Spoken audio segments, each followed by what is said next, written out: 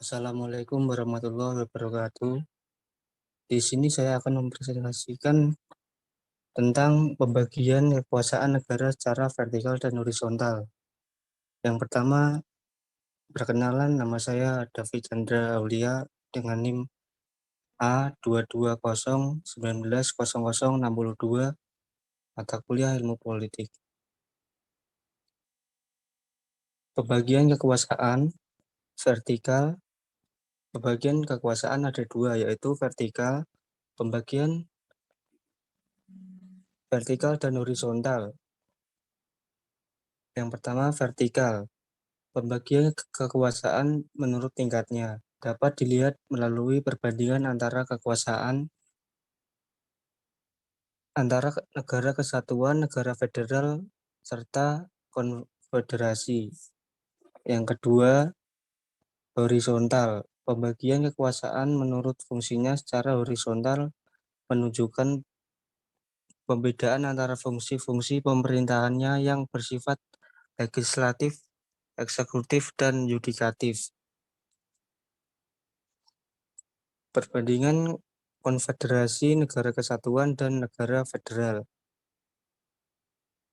Konfederasi, negara-negara yang tergabung dalam konfederasi tetap merdeka dan berdaulat, sehingga konfederasi itu sendiri pada hakikatnya bukanlah merupakan negara, baik ditinjau dari sudut ilmu politik maupun dari sudut hukum internasional. Yang selanjutnya, negara kesatuan.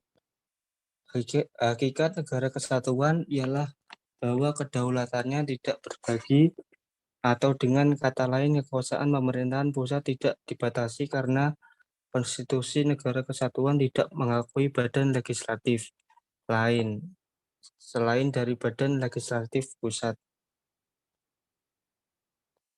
Negara federal. Menurut K.C. Ware dalam bukunya Federal Government,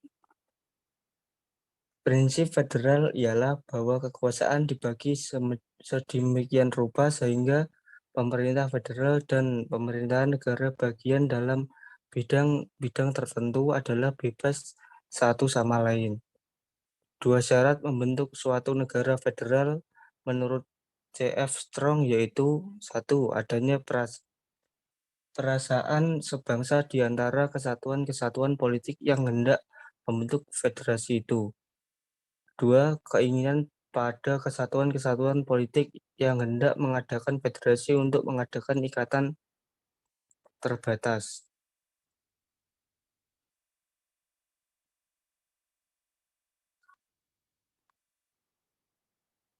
Beberapa contoh integrasi dalam sejarah. Jerman. Sebelum masa Napoleon ada lebih atas 100 negara Jerman berdaulat yang dulu merupakan negara Romawi suci. Sekarang baik Jerman Barat maupun Jerman Timur kembali berbentuk federal.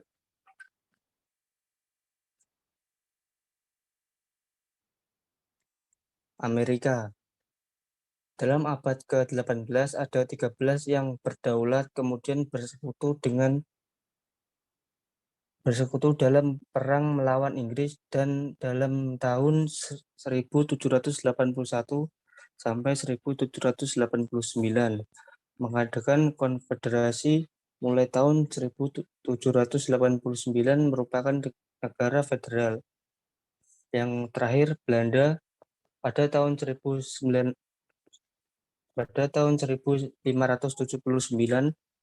mulai dengan konfederasi yang lemah yaitu United Province of the Netherlands yang terdiri atas 7 provinsi dan akhirnya menjadi negara kesatuan.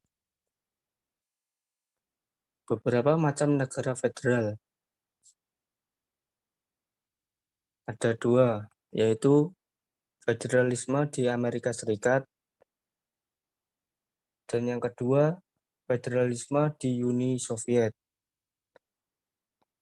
Federalisme di Amerika Serikat yaitu bentuk negara Amerika Serikat umumnya dianggap sebagai federalisme yang paling sempurna dengan ciri-ciri federasi kuat. Yang kedua, sifat federalnya juga nampak dalam susunan badan legislatifnya, dalam kurung Kongres, yang terdiri atas dua majelis yaitu House of Representatives dan Senat.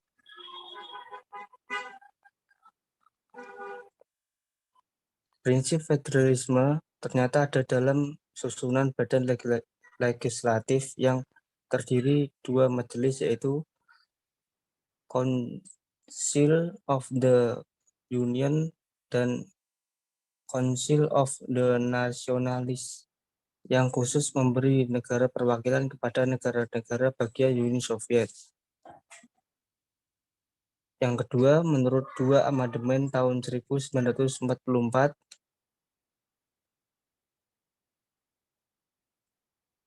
negara bagian diberi wewenang mengurus hubungan luar negerinya sendiri dan mempunyai angkatan senjata sendiri. Federalisme di Indonesia. Republik Indonesia Serikat Desember 1949 sampai Agustus 1950. Republik Indonesia Serikat terdiri atas 15 negara bagian, disebut daerah bagian, yang secara formal berkedudukan saling sama martabat dan saling sama hak. Yang kedua, ternyata hanya dalam waktu 8 bulan saja bentuk federal sudah dibatalkan dan dalam bulan Agustus 1950 diganti dengan bentuk negara kesatuan. Perkembangan konsep trias politika, pemisahan kekuasaan menjadi pembagian kekuasaan.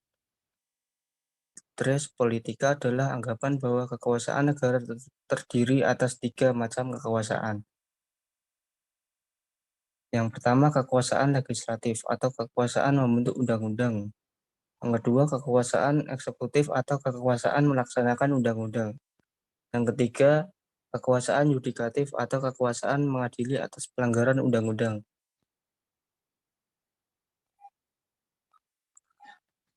Yang keempat, doktrin ini pertama kali dikemukakan oleh John Locke pada 1632 sampai 1704 dan Montesquieu pada 1689 sampai 1755. Dan yang terakhir, oleh karena keadaan trias politika sebagai pembagian kekuasaan, artinya bahwa hanya fungsi pokoklah yang dibedakan menurut sifatnya serta diserahkan kepada badan yang berbeda. Tetapi selebihnya kerjasama di antara fungsi-fungsi tersebut tetap diperlukan untuk kelancaran organisasi. Trias politika di Indonesia, masa Orde Baru. Secara garis besar telah kembali ke asas trias politika dalam pengertian sebagai pembagian kekuasaan. Masa demokrasi terpimpin. Ada usaha untuk meninggalkan gagasan trias politika.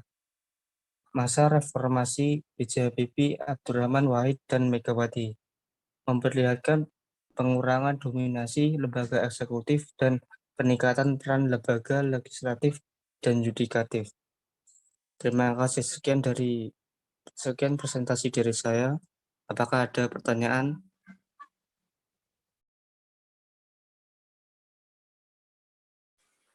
Saya, Mas. Ya. Oke. Perkenalkan, nama saya Limia Unama Sistian, NIM A 2019-0039. Pertanyaannya, negara mana saja yang termasuk ke dalam federal selain Amerika dan Uni Soviet?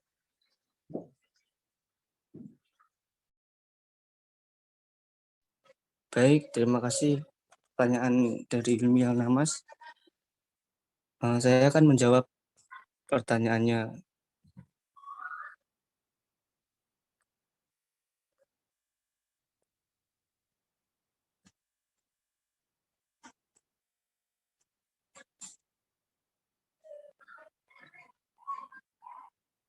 ada